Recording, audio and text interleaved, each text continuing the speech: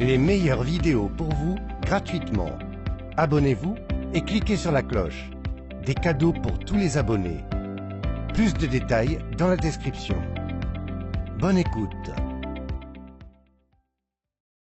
Pour vivre pleinement, tu dois monter la garde à la porte de ton jardin et ne laisser pénétrer que les meilleures informations. Tu ne peux pas vraiment te permettre le luxe d'une pensée négative, pas une seule.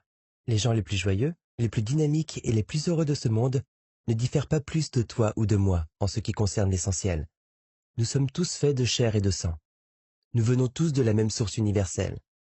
Cependant, ceux qui font plus qu'exister, ceux qui nourrissent les flammes de leur potentiel humain et savourent réellement la danse magique de la vie, font les choses différemment de ceux qui mènent une vie ordinaire. Parmi les choses qu'ils font, la plus importante est qu'ils adoptent un modèle positif pour leur monde et tout ce qu'il contient. Julien ajouta, « Les sages m'ont appris que durant une journée ordinaire, environ 60 000 pensées passent à travers l'esprit d'une personne ordinaire. Ce qui m'a vraiment stupéfait pourtant, c'est que 95% de ces pensées sont les mêmes que celles du jour précédent. »« Es-tu sérieux ?» demandai-je. « Très.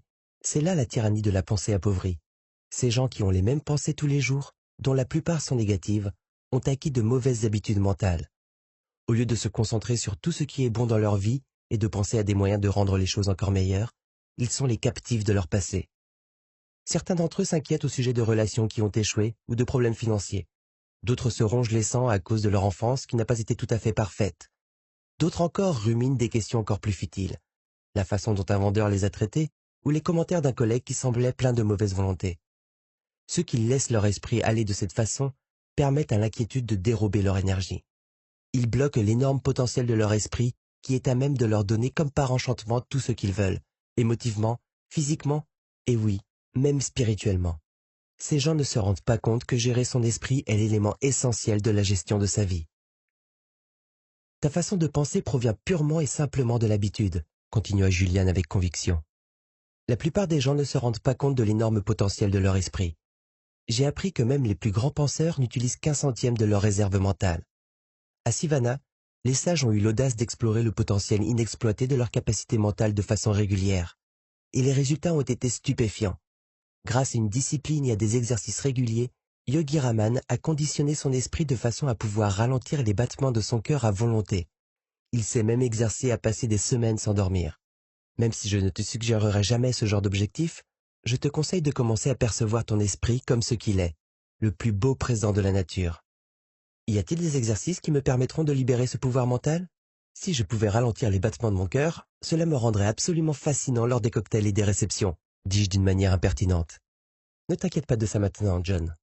Je vais t'indiquer quelques méthodes pratiques que tu pourras essayer plus tard et qui te montreront le pouvoir de cette science ancienne. Pour l'instant, ce qui est important, c'est de comprendre que la maîtrise mentale est une question de conditionnement, rien de plus et rien de moins. Dès notre venue au monde, la plupart d'entre nous ont les mêmes matières premières. Ce qui différencie les gens qui accomplissent davantage des autres ou ceux qui sont plus heureux que les autres, c'est leur façon d'utiliser et de raffiner ces matières premières. Quand tu te consacres à la transformation de ton monde intérieur, ta vie passe rapidement de l'ordinaire au royaume de l'extraordinaire. Mon maître était de plus en plus excité. Ses yeux semblaient scintiller lorsqu'il parlait de la magie de l'esprit et des richesses qu'elle apporterait sûrement. Tu sais, John, en dernière analyse, il n'y a qu'une seule chose sur laquelle nous avons un pouvoir absolu. Nos enfants? Dis-je en souriant d'un air bonasse. Non, mon ami, nos esprits. Nous ne sommes peut-être pas capables de maîtriser le climat ou la circulation, ou les humeurs de ceux qui nous entourent, mais nous pouvons très certainement contrôler notre attitude à l'égard de ces événements. Nous avons tous le pouvoir nécessaire pour déterminer à quoi nous allons penser à un moment donné. Cette capacité fait partie de ce qui nous rend humains. Tu vois, l'un des joyaux fondamentaux de la vraie sagesse que j'ai apprise au cours de mes voyages en Orient est aussi la chose la plus simple. Julian fit une pause, comme pour faire apparaître un cadeau sans prix. Et de quoi s'agit-il? La réalité objective où le vrai monde n'existe pas. Il n'y a pas d'absolu. Le visage de ton pire ennemi est peut-être le visage de mon meilleur ami. Un événement qui semble être une tragédie pour l'un peut révéler à l'autre des possibilités illimitées. Ce qui différencie vraiment les gens qui sont habituellement énergiques et optimistes de ceux qui sont perpétuellement malheureux, c'est leur façon d'interpréter les circonstances de la vie et de s'en servir. Chers auditeurs, n'oubliez pas de vous abonner à notre chaîne pour ne pas manquer les nouvelles vidéos et participer au tirage au sort. Julian, comment est-ce qu'une tragédie peut être autre chose qu'une tragédie? Voici un exemple tout simple. Quand je passais par Calcutta, j'ai rencontré une maîtresse d'école appelée Malika Chand. Elle aimait beaucoup l'enseignement et traitait ses élèves comme s'ils étaient ses propres enfants. Elle développait leur potentiel avec grande bonté. Elle répétait toujours « Votre volonté est plus importante que votre intelligence ». Elle était connue dans son quartier comme une personne qui vivait pour donner, qui savait s'oublier pour servir tous ceux qui étaient dans le besoin. Malheureusement, son école bien-aimée, qui avait été le témoin silencieux des merveilleux progrès de plusieurs générations d'enfants, a succombé aux flammes d'un incendie allumé une nuit par un pyromane. Tout son entourage a ressenti cette grande perte. Mais à mesure que le temps passait, la colère a cédé le pas à l'apathie, et tout le monde s'est résigné au fait que les enfants n'auraient plus d'école. Et Malika, elle était différente. C'était une éternelle optimiste. Contrairement à tout le monde autour d'elle, elle décela des possibilités dans ce qui était arrivé. Elle dit à tous les parents que chaque échec offre des avantages si on prend le temps de les chercher. Cet événement était un présent déguisé. L'école, qui avait brûlé entièrement, était vieille et décrépite. Le toit était percé et le plancher avait finalement cédé sous le poids des milliers de petits pieds qui le piétinaient. C'était là l'occasion pour que tout le quartier s'unisse et construise une nouvelle école. Une école qui servirait à un bien grand nombre d'enfants dans les années à venir.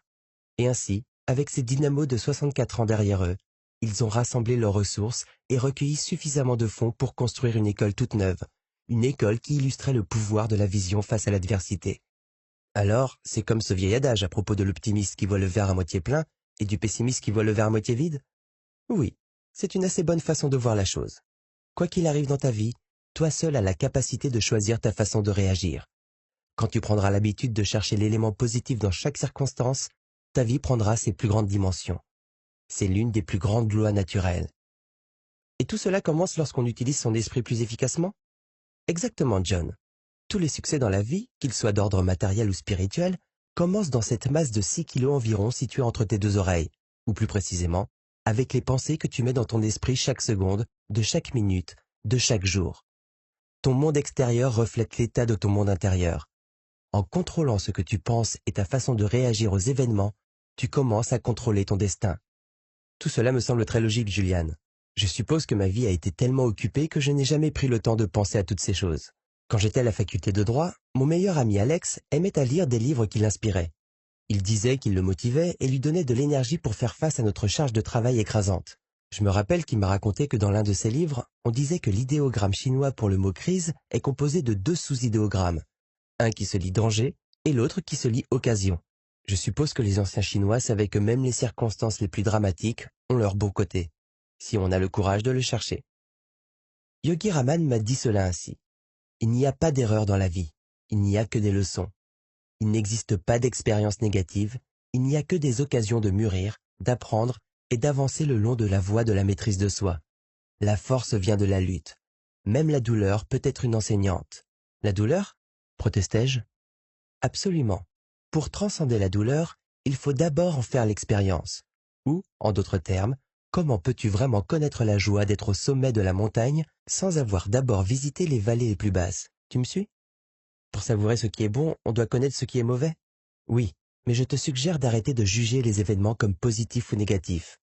Tu devrais simplement en faire l'expérience, les célébrer et en retirer des leçons. Chaque événement nous offre ses leçons. Ces petites leçons stimulent notre croissance intérieure et extérieure. Sans elles, tu serais coincé sur un plateau.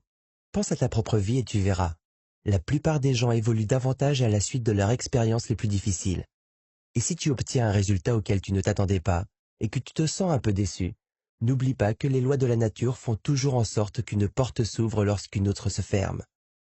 Pris dans l'excitation du moment, Julian étendit les bras en l'air à l'instar d'un évangéliste du Sud prêchant à sa congrégation. Lorsque tu auras mis systématiquement en pratique ce principe à ta vie quotidienne et commencé à conditionner ton esprit afin qu'il interprète chaque événement de façon positive, tu auras le pouvoir de bannir l'inquiétude à tout jamais. Tu cesseras d'être le prisonnier de ton passé. Au lieu de cela, tu deviendras l'architecte de ton futur. D'accord, je comprends le concept. Chaque expérience, même la pire, m'offre une leçon. Par conséquent, je devrais ouvrir mon esprit à l'enseignement que m'apporte chaque événement. De cette façon, je deviendrai plus fort et plus heureux. Que pourrait faire d'autre un humble avocat de la classe moyenne pour améliorer sa vie? Tout d'abord, commencer à vivre dans la gloire de ton imagination, et non pas de ta mémoire. Nous espérons que vous avez aimé cette vidéo. N'oubliez pas de participer au tirage au sort. Abonnez-vous à la chaîne, laissez un commentaire et cliquez sur « J'aime » sous la vidéo.